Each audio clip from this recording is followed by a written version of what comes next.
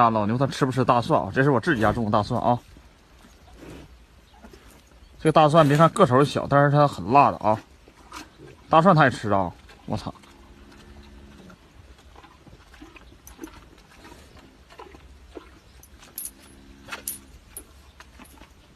其实吃蒜对牛是挺好的。我操！咋还咳嗽呢？有后劲儿了。这蒜挺辣的啊，吃蒜对牛是非常好的啊，还有助于发情。完了，给吃没了啊！哎我操！咳嗽两声啊，好了。